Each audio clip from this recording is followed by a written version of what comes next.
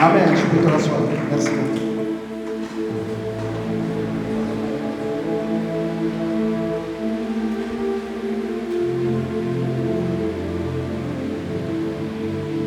Nous allons prendre le livre de Matthieu 28, versets 19 à 20. Matthieu 28, versets 19 à 20. C'est notre texte de base. Ces derniers temps, pour tout ce qui concerne les messages, normalement, dès que je dis Matthieu 28, quelqu'un devrait en fait dire en même temps ce que c'est. On doit maîtriser ce passage par cœur. Amen. Parce que chaque dimanche, en tout cas depuis le début d'année, je ne fais que citer ce passage ici. Amen. Yes. Alors, la Bible dit en Matthieu 28, versets 19 à 20, allez, faites de toutes les nations des disciples, les baptisant au nom du Père, du Fils et du Saint-Esprit, et enseignez-leur à observer tout ce que je vous ai prescrit, et voici, je suis avec vous tous les jours jusqu'à la fin du monde. Amen. Est-ce qu'on peut le lire ensemble, s'il vous plaît? On y va. 1, 2, 3. Allez, faites de toutes les nations des disciples, les baptisant au nom du Père, du Fils et du Saint-Esprit, et enseignez-leur à observer tout ce que je vous ai prescrit, et voici, je suis avec vous tous les jours jusqu'à la fin du monde. Amen. Alors, Jésus, en partant, en quittant la terre, a donné cette dernière instruction à ses disciples, qui est de faire des disciples, de faire de toutes les nations des disciples. Alors, je pense que j'ai déjà eu à le dire ici que lorsque Jésus parle de faire de toutes les nations des disciples, le mot grec qui est utilisé pour définir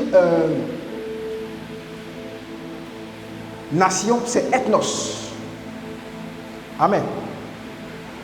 Le mot grec qui est utilisé, je pense que c'est un grec et le latin, c'est ethnos. Et ethnos, c'est de ethnos que nous avons tiré ethnie. Amen.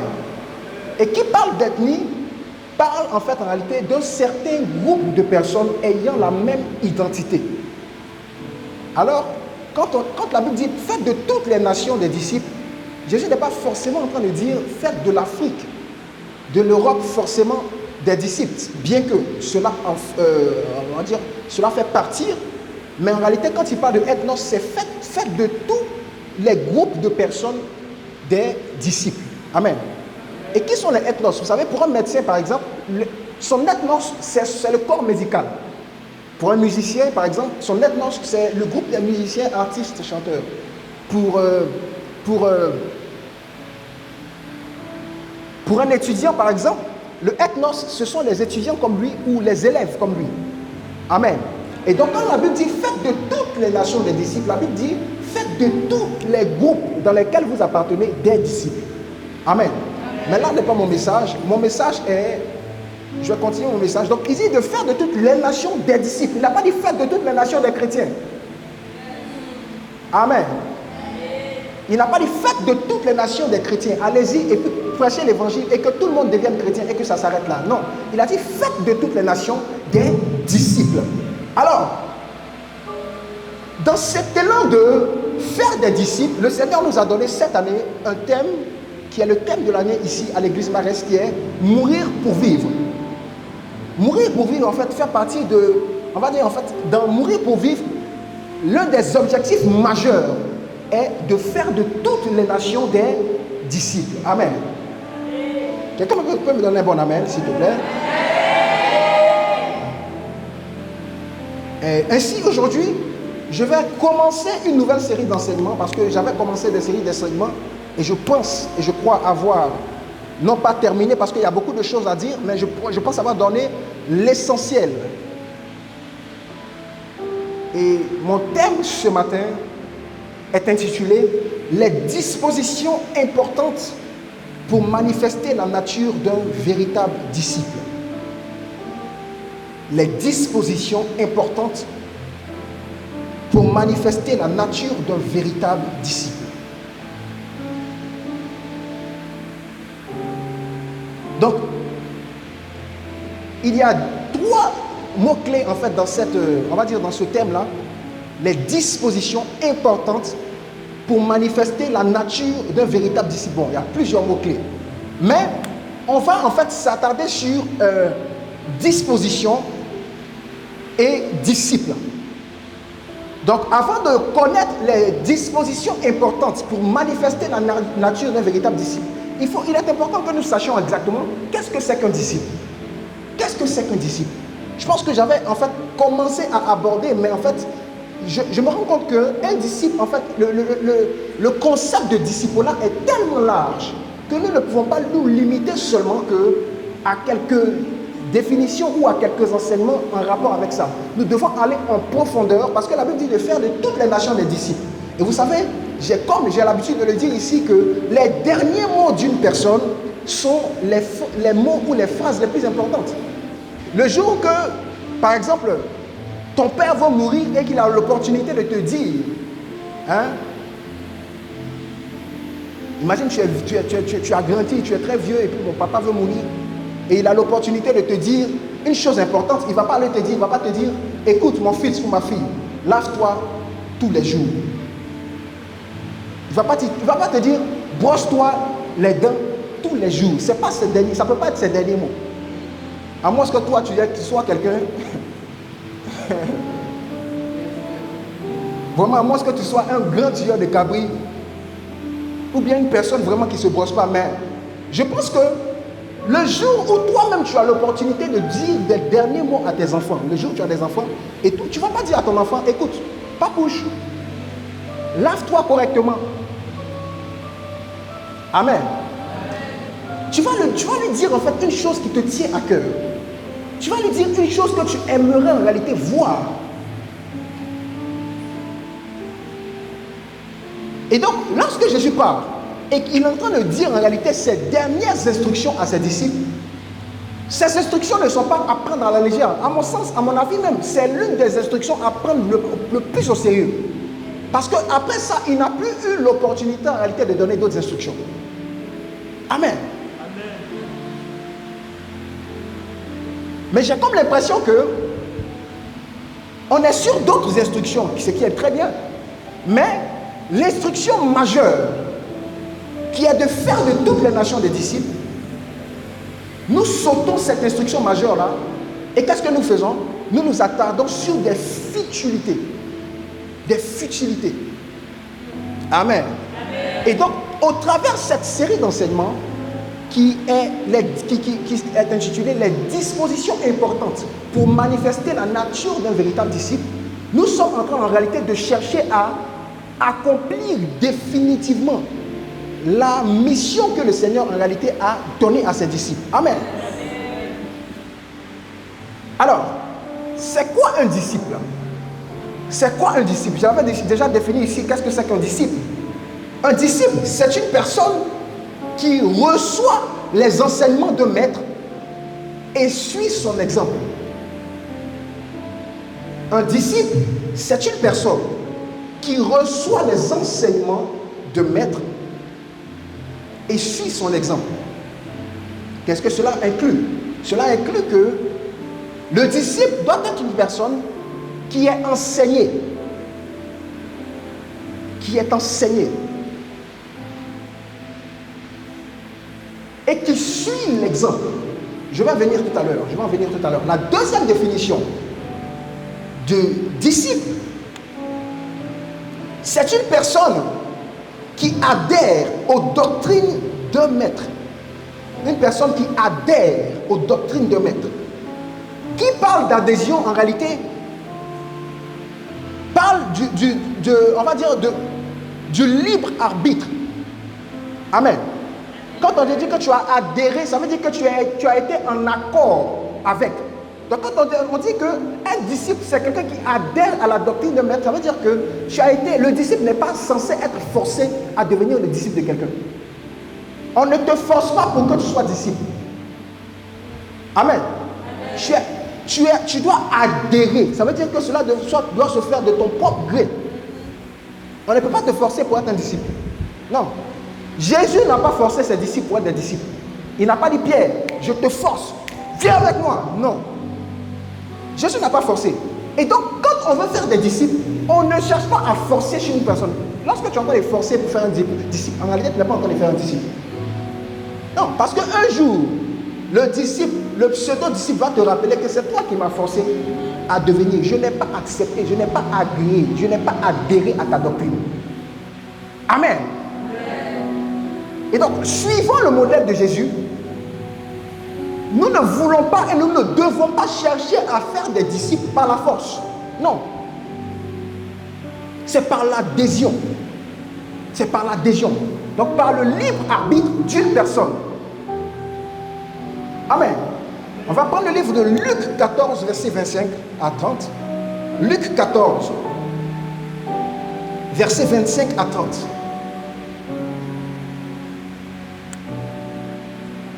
Luc 14, le verset 25 à 30. La Bible dit, est-ce qu'on y est s'il vous plaît? Luc 14, verset 25 à 30. La Bible dit, de grandes foules faisaient route avec Jésus. Il se retourna et leur dit, si quelqu'un vient à moi et s'il ne hait son père, sa mère, ses enfants, ses frères, ses sœurs et même sa propre vie, il ne peut être mon disciple. Et quiconque ne porte pas sa croix et ne me suit pas, ne peut être mon disciple. Car lequel de vous, s'il veut bâtir une tour, ne s'assied d'abord pour calculer la dépense et voir s'il a de quoi la terminer, de peur qu'après avoir posé les fondements, il ne puisse l'achever et que tous ceux qui le verront ne se mettent à le railler, en disant, cet homme a commencé à bâtir et n'a pu achever. Amen. Alors, nous sommes en train de comprendre ici, en fait, un passage très important. Pour moi, c'est l'un des passages clés, en fait, du disciple-là. La Bible dit qu'il y a une grande foule qui suivait Jésus. Et lorsque la grande foule suivait Jésus, Jésus s'est arrêté. Il n'a pas dit la foule, vous êtes mes disciples. Oh, j'aime bien, en fait, cette foule. Non. J'ai déjà prêché ici sur la foule et la différence entre la foule et les disciples. Amen. Et, vous savez, Jésus, il y a une chose que j'ai remarqué, c'est que chaque fois qu'il voyait la foule, il cherchait toujours à distinguer la foule de ses fils. Il cherchait en fait en réalité toujours à passer un message pour faire comprendre que, en fait, vous me suivez. Oui, me suivre est une chose, mais en réalité, devenir disciple est une autre chose. Donc, si tu veux être un disciple, il est important que tu puisses en réalité te dépouiller de tout ce qui concerne les attributs de la foule afin de devenir mon disciple. Amen. Et voilà ce qu'il va dire. Vous voyez, pour prouver même que Jésus n'était pas un genre de personne ou bien un genre de maître qui voulait impressionner ses disciples. Voilà ce qu'il va dire. Il va dire, vous voyez, pour me suivre, il y a des critères. N'importe qui ne peut pas être mon disciple.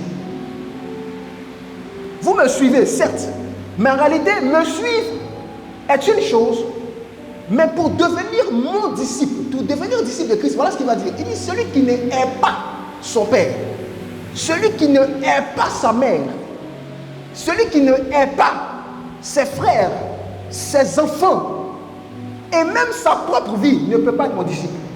Est-ce que tu comprends le sens de haïr? Quelqu'un peut me donner en fait le synonyme de haïr, s'il vous plaît? Qui peut me donner le synonyme de haïr?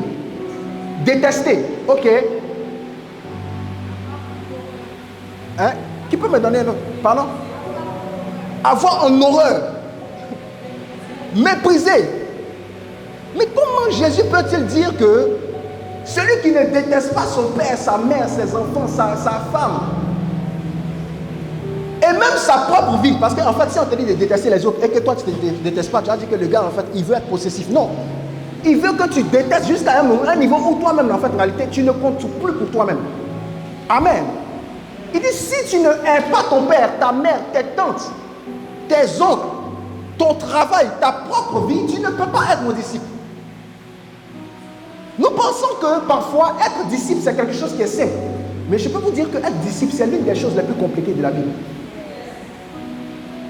Quelqu'un me suit? Devenir disciple n'est pas destiné à tout le monde. Il dit, si vous voulez être mes disciples, vous devez haïr, vous devez mépriser votre propre vie. Vous devez renoncer à vous. Il n'existe pas de disciple-là sans sacrifice. Il n'existe pas de disciple-là sans sacrifice. Amen. Lorsque la Bible dit, allez, faites de toutes les nations des disciples, il faut comprendre que la chose la plus importante pour Jésus, c'est qu'en réalité, tu puisses être quelqu'un qui te sacrifie. Et voilà ce qu'il va dire. Il dit que celui qui ne peut pas porter sa croix et me suivre, sa croix, c'est quoi? En fait, Jésus a été tué, il a été cloué sur la croix. La croix, en fait, c'est en réalité, c'est comme si tu as porté ce qui va te tuer. La croix, quand Jésus a porté sa croix, c'était pour aller où? C'était pour aller à Golgotha. Pour qu'on le crucifie. Tu ne peux pas être disciple de Jésus et puis tenir beaucoup à ta réputation. C'est impossible. Beaucoup de personnes se disent être disciples, mais ils ont un amour profond pour leur propre réputation, pour leur propre nom. Aucun sens du sacrifice, aucun sens en réalité du sacrifice.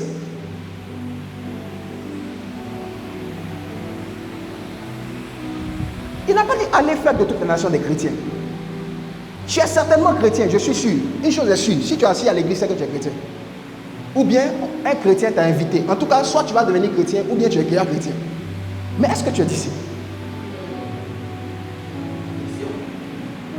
C'est la véritable question. Tu es chrétien. Certaines personnes peuvent dire, j'ai 15 ans d'année chrétienne. J'ai 20 ans d'année chrétienne. J'ai 10 ans. Je me suis baptisé il y a 5 ans. Tu vois, c'est bien que tu t'es baptisé il y a 5 ans. Mais est-ce que tu es déjà devenu disciple? Parce que le baptême est le commencement, c'est le début du disciple-là. Mais en réalité, ce n'est pas la fin du disciple-là. Amen. Si tu ne renonces pas à ta propre vie, tu ne peux pas être un disciple de Jésus-Christ. Jamais. Ça ne peut pas exister. Des gens tiennent à leur boulot. Des gens tiennent, comme je le disais tantôt, à leur réputation. Des gens tiennent en fait en réalité aux choses qui leur rapportent de l'argent. On tient à beaucoup de choses. Mais en réalité, est-ce que lorsque nous sommes en train de tenir à ces choses-là, nous sommes en train de porter notre croix?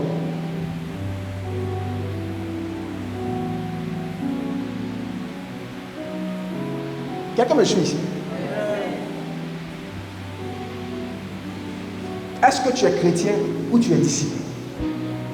Parce que quand je parle de chrétiens, les véritables chrétiens en réalité étaient des disciples.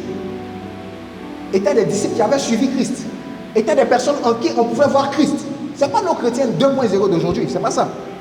En fait, quand on disait chrétien, on faisait ça pour désigner ceux qui étaient disciples de Jésus. Amen. Et voilà ce qu'il va dire encore. Il dit, tu vois, lequel de vous, s'il veut bâtir une tour, ne s'assied d'abord pour calculer la dépense et voir s'il a de quoi la terminer. De peur qu'après avoir posé les fondements, il ne puisse l'achever et que tous ceux qui le verront ne se mettent à le rayer en disant, cet homme a commencé à bâtir et n'a pu achever. Vous savez, pour construire n'importe quel bâtiment, pour construire n'importe quel projet, il y a une chose qu'il faut d'abord faire. Il faut d'abord calculer la dépense. Amen. Je vais t'expliquer entre parenthèses pourquoi est-ce que certains de tes projets on va dire, ne sont jamais en fait terminés. Tout simplement parce que tu ne calcules pas la dépense. La plupart des bâtiments inachevés que vous voyez là, c'est des personnes qui n'ont pas en réalité calculé la dépense. Beaucoup, il y a des bâtiments, ça 10 ans, le bâtiment est là, c'est pas encore terminé. Personne n'habite. Des gens viennent squatter dedans. Mais quand tu vas regarder dans le fond, c'est une personne qui a commencé un projet qui n'a pas pu terminer. Au départ, en tout cas, s'il a pu lever le bâtiment un peu, ça veut dire qu'il avait un peu d'argent. Le problème, il n'a pas bien calculé son argent. Donc, c'est ça qu'on appelle, en fait, en réalité, ne pas calculer la dépense.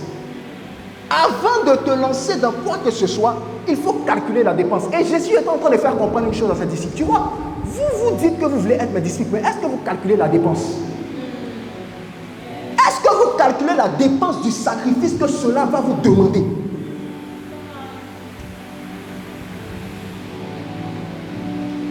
Tu me suis ici?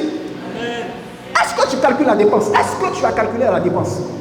Il y a des hommes qui s'engagent avec des femmes, ils n'ont pas calculé la dépense. Ils n'ont pas calculé la dépense. Ils se sont engagés dans des relations. Ils voient la fille lui plaît. Ok, d'accord. Ah, ma chérie, oh ma chérie, comment ça parle? Yo, est-ce que tu as calculé la dépense?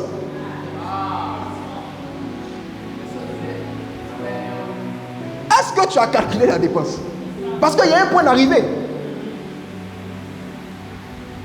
Il y a un point d'arrivée. Ouais, et tout. Moi, je suis là, je brûle, je veux me marier. Oui, il n'y a pas de problème. Est-ce que tu calcules la dépense? Tu penses que c'est une affaire de débrûler, se marier et puis rester dans une maison? Non, il y a le boulot. Après ça, il y a les responsabilités, il y a les charges. Après les charges, en réalité, il y a des enfants qui vont arriver. Est-ce que tu as calculé la dépense? Tu t'es engagé dans une relation. Est-ce que tu as calculé la dépense? Parce que à quoi ça sert de s'engager dans une relation dans laquelle tu ne vas pas aboutir à quelque chose? Beaucoup s'engagent dans des relations. Beaucoup se donnent et puis après ils regrettent. En fait, ton regret n'est que la manifestation du fait que tu n'aies pas calculé la dépense. Amen. Maintenant, je vais laisser cette histoire des femmes, garçons, bâtiments et consorts. Est-ce que tu calcules la dépense du fait d'être chrétien? Est-ce que tu sais que être chrétien, ça va faire que les gars qui te draguent, quand tu te mets en relation, tu ne peux plus coucher.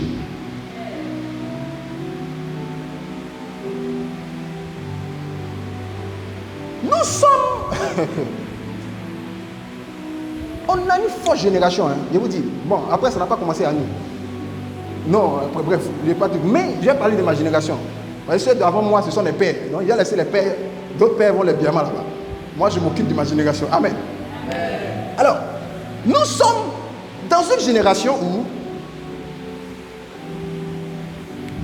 c'est comme si on a besoin de paillettes pour être colonisé au disciple-là.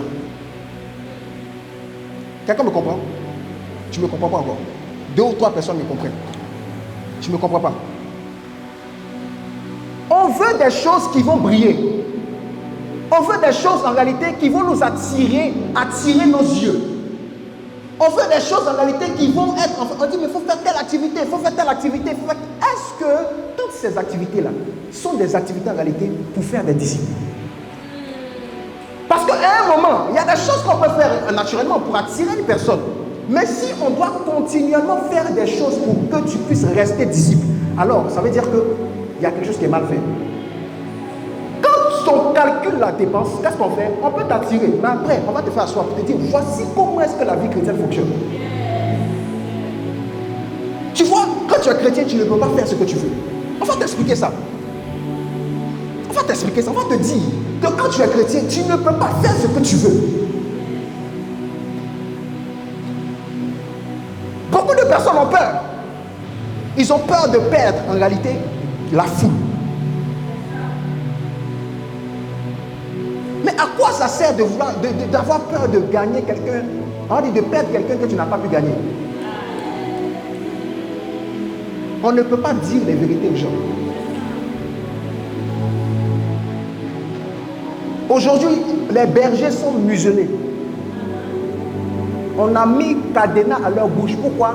Ah, mais en fait, si tu me dis un peu trop de vérité, mon gars, moi je bouge. Hein? Ah, mais en fait, quand tu commences à trop rentrer dans mes comptes, écoute, il ne faut pas me fatiguer, laisse-moi vivre un peu ma vie. Mais tu vois, le problème, c'est que Jésus nous a appelés à faire des disciples. Il ne nous a pas appelés à avoir une foule qui nous suit. Il nous a appelés à faire des disciples. Et si Jésus nous a appelés à faire des disciples, alors faire des disciples va inclure qu'on puisse te dire que la voie que tu es en train de suivre n'est pas une voie à suivre.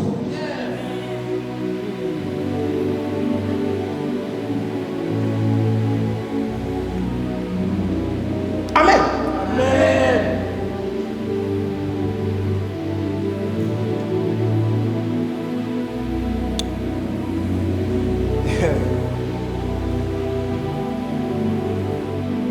On ne calcule pas la dépense d'être chrétien. On ne calcule pas. On veut bâtir. Dès qu'on ressent en même temps, allez, lançons-nous. On a vu une activité chez X personnes. Ok, lançons-nous. Mais quand on se lance là, est-ce que ce que ça inclut? Est-ce qu'on a les moyens pour gérer ça? Pour assumer ça?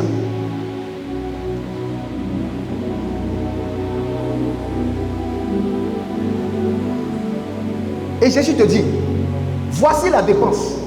Il a vu la foule. Il n'a pas dit, oh, mon ministère a démarré. J'ai commencé le ministère maintenant. Voici les fruits qui m'accompagnent. Non, non. Il a dit, écoutez, chère foule. Chère foule. Merci. Chère foule. Si tu ne hais pas ton père, ta mère, tes enfants, et même ta propre vie, tu ne peux pas être mon disciple. Quand on parle d'adhésion, ça veut dire que le système est déjà bâti. On dit qu'il faut adhérer. Un disciple, c'est quelqu'un qui adhère à la doctrine d'eux. Donc pour adhérer, ça veut dire que ce n'est pas toi le disciple qui crée le système. C'est que le système existe déjà. Et puis toi tu viens et tu regardes. Ah ok d'accord, j'y adhère. T'as comme je suis ici? J'y adhère. Il dit, tu vois, lorsque je vais devoir t'envoyer, si tu es trop attaché à ton pays, il y a des personnes qui sont trop attachées à leur ville, à leur quartier. Oh, j'ai grandi aux 2 plateaux, ben Dieu ne peut pas m'envoyer à Abobo. Je ne peux pas aller à Abobo. Je ne peux pas aller à Gagnois. Je ne peux pas aller ici, je ne peux pas aller... Regarde, tu es inutile, hein. Tu es inutile. Si tu es trop coincé par rapport à ta zone géographique, tu es inutile. Dieu ne peut pas t'envoyer.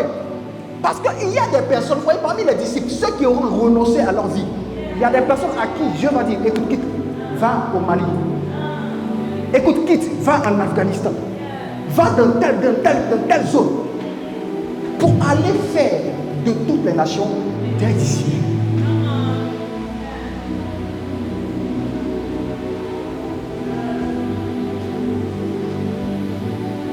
Amen.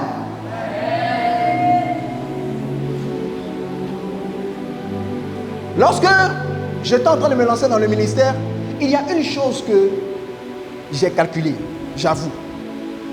J'ai calculé une certaine dépense. Dieu m'a fait la grâce d'être quelqu'un qui voyage beaucoup. Vous voyez? Tu ne peux pas faire église et puis être tout en voyage.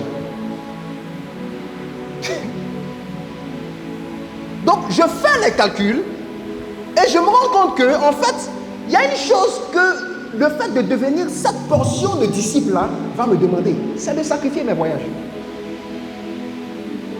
Amen.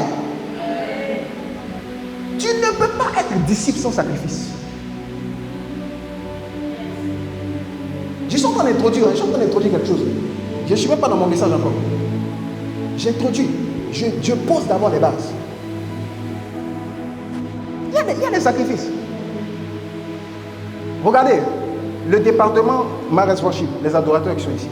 Est-ce que tu sais que pour rentrer à Marriage Worship, il y a une dépense à calculer? Non. La première dépense à calculer, c'est que tu vas payer transport que n'importe qui ici, dans l'église. Ça, c'est la première dépense. C'est que, en fait, pourquoi? Parce que ici, tu vas venir minimum 3 fois. Minimum 3 fois. Parce qu'il y a 2 répétitions et il y a le culte. Et lorsqu'on va introduire en réalité le rendez-vous des intimes qui arrive bientôt, tu vas venir ici 4 fois. Tu vois? Donc, quand tu dis que oh, j'aime bien la chanson et je veux rentrer dans ce département, on va te dire, ok, d'accord, il n'y a pas de problème. Tu es zélé. tu es motivé. Nous, on adore ça, on aime ça. Mais est-ce que tu calcules la dépense? Voici la dépense qu'elle a. Je ne dis pas ça pour décourager quelqu'un qui veut rentrer. Je dis tout simplement cela pour que tu puisses comprendre qu'en toute chose, il y a ce qu'on appelle une dépense à calculer. Quand tu veux rentrer dans le mariage, ok, c'est bien. Mais est-ce que tu sais que tous tes pointeurs qui te font de temps en temps des dépôts, là, tu dois devoir renoncer à eux. Hey, moi, ma femme ne peut pas recevoir un dépôt. Ma femme ne peut pas recevoir un dépôt. Non, non, non. Si elle reçoit un dépôt, c'est en tant que servante de Dieu qui t'a béni. Sinon, c'est pas Dieu en mode oui, c'est mon ami. Ton ami de quoi? Ton ami de quoi? Ton ami de quoi? Il n'y a pas de mon ami qui m'a fait un dépôt qui m'aime bien. Personne ne t'aime. Il y a une seule personne sur cette terre qui t'aime. C'est moi. Tu vois? Les gens ne comprennent pas que rentrer dans tout ce qui est alliance, ça va demander en réalité que tu puisses calculer la dépense. Beaucoup de personnes en réalité n'ont pas calculé la dépense quand tu es en train de faire certaines choses. N'ont pas calculé. Tu t'engages avec quelqu'un.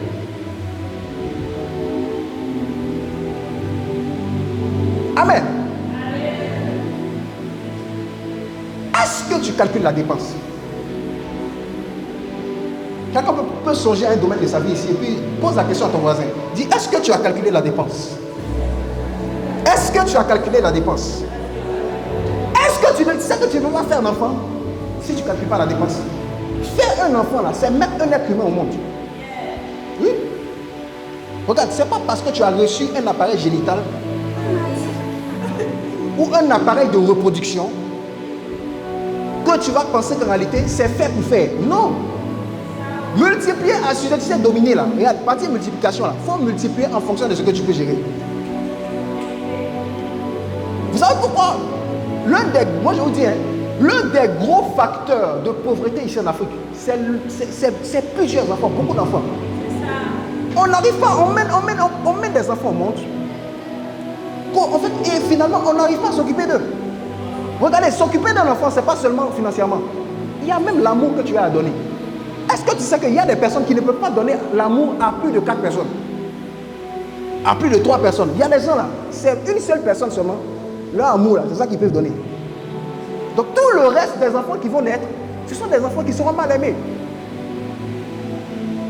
Quelqu'un me comprend? Il y a des gens qui font, c'est femme qui vient.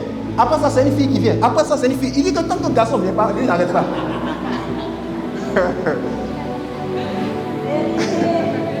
Tant que le garçon ne vient pas, je n'arrête pas de faire les enfants.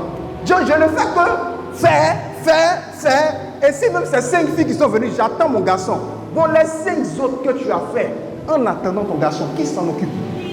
Est-ce que tu as les moyens de ta politique? Est-ce que tu as calculé la dépense?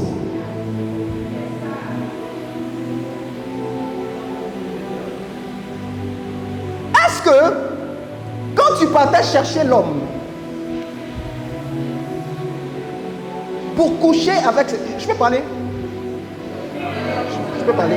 Bon, écoute, encourage-moi à parler. Parce que, regarde, j'ai l'impression que... J'ai l'impression que tu es un peu... Tu es concerné? Est-ce que tu es concerné? Demande à ton voisin, est-ce que tu es concerné? Tu es concerné? Écoute.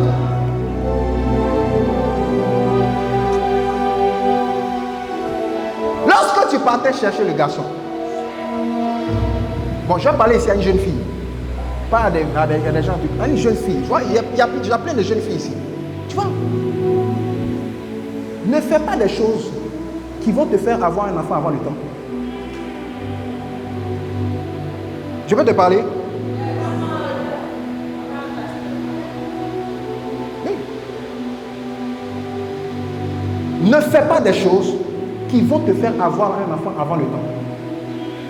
Beaucoup d'avenirs ont été hypothéqués comme ça. Tout simplement parce qu'il y a un gosse qui est à côté. Tu comprends? En fait, cette affaire de chasteté, cette affaire de, comment dire, sanctification et consort, il n'y a pas que des bienfaits qui sont spirituels. Ah non! Il n'y a pas que des bienfaits qui sont spirituels. Il y a des bienfaits liés à même ton confort, même dans la vie générale. Est-ce que tu comprends ça? En fait, ce n'est pas une question de jugement. Moi, je ne juge personne. Mais je vous dis, au vu de mon observation dans ma vie, je me rends compte qu'il y a beaucoup de choses que certaines jeunes filles auraient pu faire s'il n'y avait pas un enfant à côté.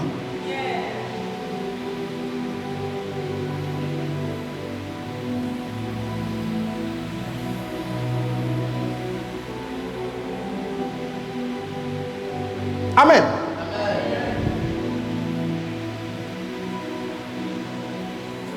Il faut calculer la dépense. Calcule la dépense. Calcule la dépense. Tu es dans les amourettes. Hier, c'était la Saint-Valentin. Où est mon cadeau? Lui aussi, il s'en va se dépouiller pour faire un cadeau à quelqu'un. Il n'a pas calculé la dépense. Il ne sait pas que dans 6 mois, cette relation est terminée. Il ne sait pas ça. C'est pour ça qu'il peut prendre ses économies sur un soi-disant je t'aime, prendre ça et puis donner à quelqu'un qui n'a pas marié.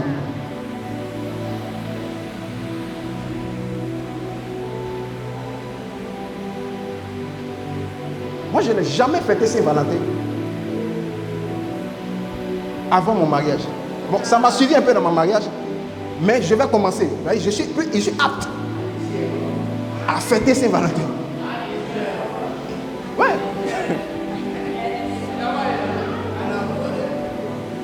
Tu as 20 ans, c'est toi qui fais Saint-Valentin. Oh. Tu fais Saint-Valentin. Toi, à 20 ans, tu fais Saint-Valentin.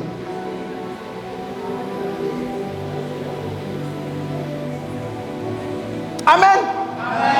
Donne-moi un bon amen là, s'il te plaît. Ok. Je peux avancer, s'il vous plaît. Oh, le temps est en train de passer. Hein. Ok. Alors, ce qu'il faut savoir, où bâtit-on? Sinon, comment un disciple est-il bâti? Comment un disciple est-il bâti?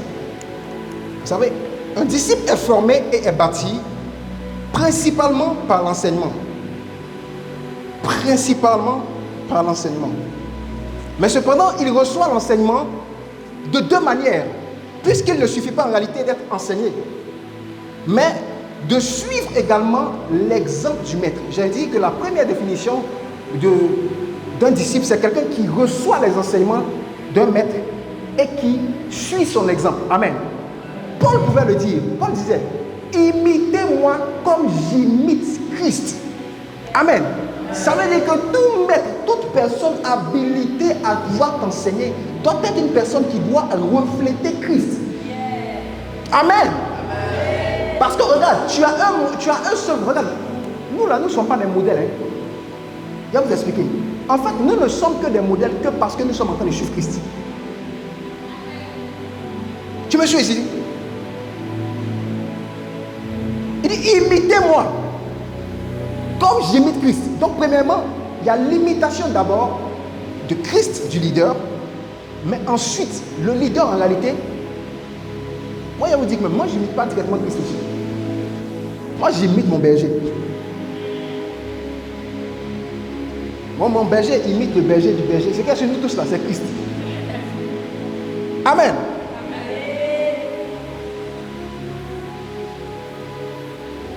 Imitez-moi comme j'imite Christ. Donc je disais que le disciple est bâti de combien de manières? De 2 manières, mais au travers de l'enseignement. Amen. Donc la chose principale qui bâtit le disciple, c'est l'enseignement. Donc ce qui veut dire que une personne qui n'est pas enseignée ne peut jamais être disciple. Regarde, reçoit et tombe, ça ne bâtit pas des disciples. Holy Ghost, fire, ça ne fait pas des disciples. Nous aimons sa chose. Mais il y a une chose qu'on sait, c'est que ça ne peut jamais bâtir des disciples. Ça ne peut jamais bâtir des disciples. Amen. Alors, deuxième question, c'est où bâtit-on le disciple? Où est-ce que le disciple est bâti? Où est-ce que le disciple est bâti?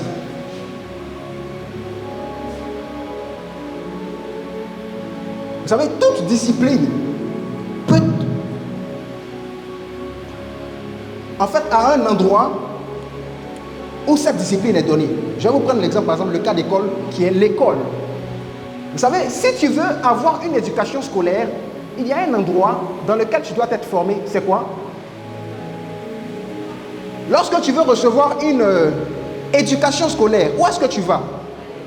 Tu vas à l'école, n'est-ce pas? Voilà.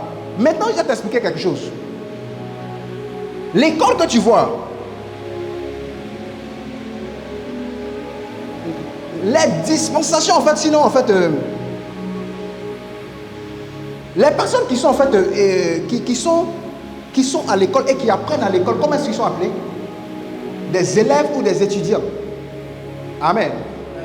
Et donc, je vais t'expliquer quelque chose. C'est qu'il y a différents types d'élèves et il y a différents types d'étudiants. Parce que une chose est de savoir que je suis formé à l'école. Mais il y a d'autres dispositions ou prédispositions à avoir afin que cette formation-là puisse me servir. Amen.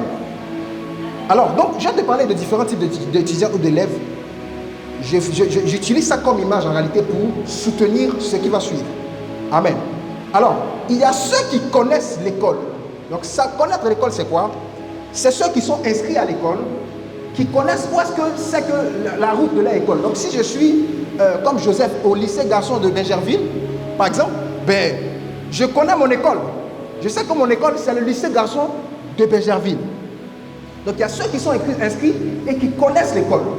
La deuxième catégorie de personnes, c'est ceux qui vont à l'école, mais qui ne vont pas en classe. Parce qu'il y a une chose qui est sûre. Tu peux aller à l'école. On dit, tu vas où? Tes parents te voient. Tu prends ton sac. Tu t'habilles bien. Mais en réalité, quand tu vas à l'école, tu n'es pas en classe. Tu es dans la cour de l'école. Mais où est-ce que tu es? Quand on va t'appeler, tu es où? Je suis à l'école. Est-ce que tu mens? Non, tu ne mens pas, mais tu es à l'école. Tu es à l'école. Amen. Donc il y a ceux qui vont à l'école, qui connaissent leur école, mais qui ne vont pas en classe. Troisième catégorie de personnes, c'est ceux qui peuvent aller s'asseoir en classe, mais pas aux heures de cours. Nous, on a de temps en temps baillé les cours. Interdit de suivre mon exemple. Et il y a des fois, quand il n'y a pas cours, on est en classe. Mais une fois que le professeur arrive, on trouvait le moyen de se glisser pour partir. Qui a déjà fait ça ici? Oh! Tu as vu? Donc, on trouve le moyen. On est à l'école. On est même en classe. Mais on est en classe, mais on n'est pas en classe aux heures de cours. Quelqu'un me comprend ici? On est en classe, mais on n'est pas en classe aux heures de cours. La quatrième catégorie de personnes, vous savez, ceux qui vont en classe aux heures de cours, qui ne vont pas en classe aux heures de cours, ça veut dire quoi? Ils vont et s'en foutent de ce qu'on appelle l'emploi du temps. Le programme. Amen. Ça veut dire que tout ce qui est discipline a ce qu'on appelle un emploi du temps, un programme. On te dit, tu as cours le lundi de 7h à 9h ou de 8h à 10h.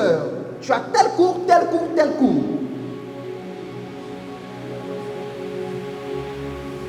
Il y a ceux qui viennent en fait souvent en classe en suivant l'emploi du temps, mais qui manquent beaucoup les cours. Donc c'est ceux qui font de temps en temps l'école missionnaire. Maintenant il y a ceux en fait, en dernière catégorie, il y a ceux qui sont assis tout le temps en classe. Quand on dit Quadio, Asena, Yasmine, présent. Donc en fait, dans le cahier d'appel, La personne est là. La personne est assise, toujours présente. Dans le bulletin de notes, combien d'heures d'absence? 0. 0 heure d'absence.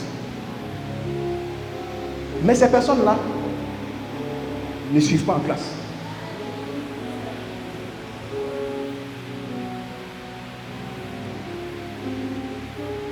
Amen. Il y a une chose qui est d'être à l'école, qui est de suivre le programme, qui est de connaître l'emploi du temps, qui est de respecter tes professeurs. Mais en réalité, tout ça, ça ne rime à rien si tu ne suis pas le cours.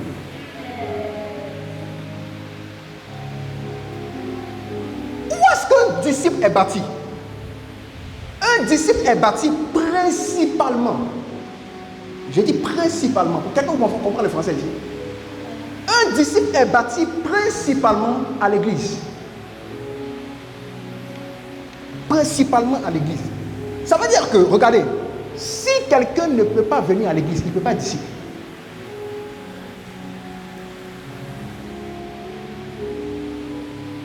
Amen.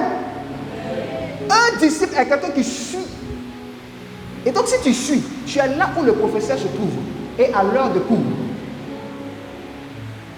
Et à l'heure de cours.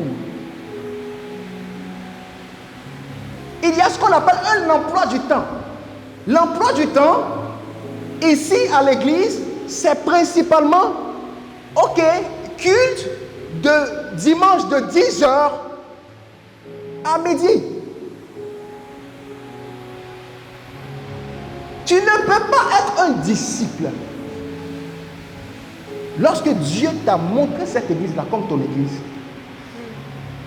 et puis ne pas être là aux heures de culte et aux jours de culte. Il est impossible pour toi de devenir disciple si tu ne peux pas être à l'église le dimanche. Il y a un problème. Le problème, c'est que il y a certaines personnes, en réalité, on va dire la plupart des chrétiens ont été mal éduqués ou ont eu la mauvaise information en ce qui concerne l'église. Ils ont eu la mauvaise information.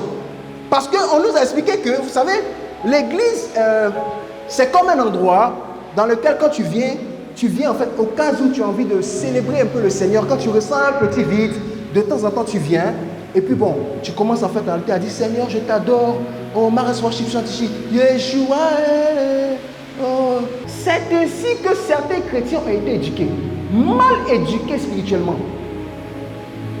Venir à l'église est ce qu'on appelle un rendez-vous divin.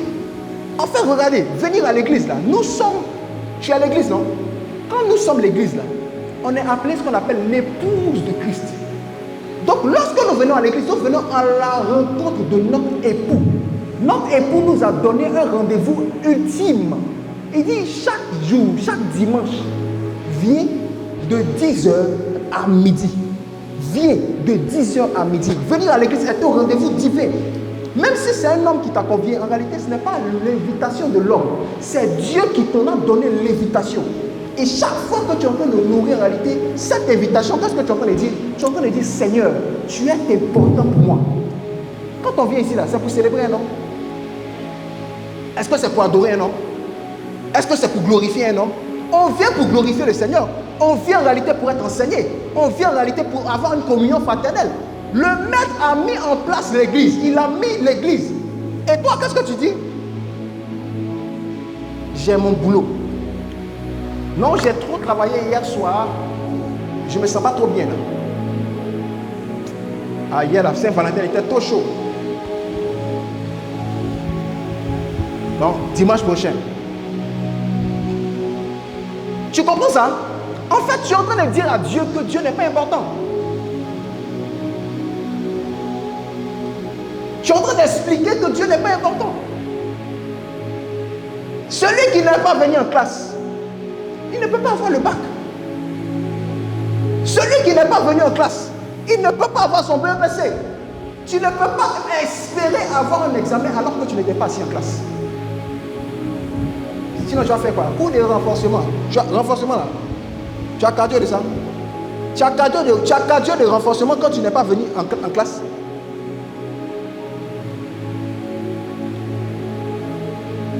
Quelqu'un me comprend ici? On a banalisé l'église. On a banalisé l'église. L'église est devenue banale. En fait, on a tellement... Je suis étonné de voir en fait certaines personnes appeler ou définir l'église comme un business. Parce que c'est comme ça que certains le voient. Il y a des gens qui essaient de... Regardez, je suis allé faire des démarches par rapport au courant, etc. On me pose la question, mais pourquoi? Mais la plupart des gens qui viennent ici, là, les pasteurs, là, les nouveaux pasteurs, là, ils sont jeunes comme ça. Mais vous êtes beaucoup, hein, il y a quoi dedans? On me pose cette question. On m'a posé la question, il y a quoi dedans? Il y a quoi dedans? Comment? Au bout de quelques secondes, quelques 10 secondes, je me suis rendu compte que, en fait, vous me posez la question, en fait, il y en a qui a l'argent dedans, hein.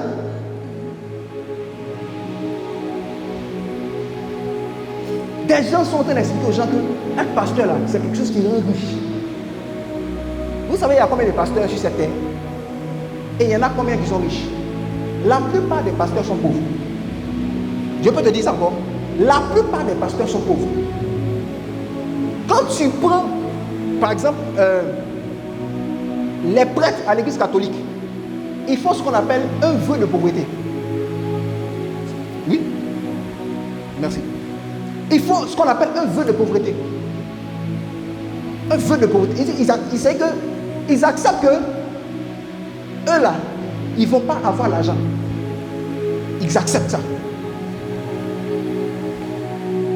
On ne fait pas l'église pour avoir l'argent. Moi, je peux vous dire, en tout cas, peut-être que devant là-bas, Dieu va me donner l'argent. Mais je peux vous dire que le peu même d'argent que je gagne dehors, cet argent-là rentre dans l'église. Je vous le dis. Le peu d'argent, un peu là, que Dieu m'a donné, c'est moi-même en fait. Donc, je l'ai expliqué, tu vois.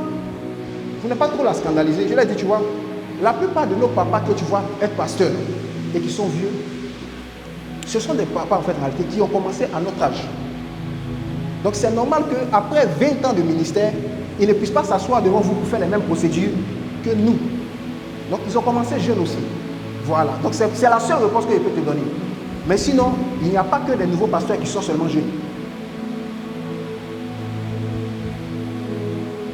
On banalise l'église. Les gens présentent l'église comme un business. Et comme ils présentent, toi qui es supposé être disciple, ils te présentent comme un client. Ils te présentent comme un client. Maintenant, comme on est des personnes qui, naturellement, bon, on ne veut pas donner l'argent aux gens. Qu'est-ce qu'on fait? Donc il y a quelques personnes qui ne veulent pas venir à l'église parce qu'ils ont l'impression que leurs 500 ou leurs 1000 francs, ils vont mettre dans la quête là, ça va enrichir le pasteur.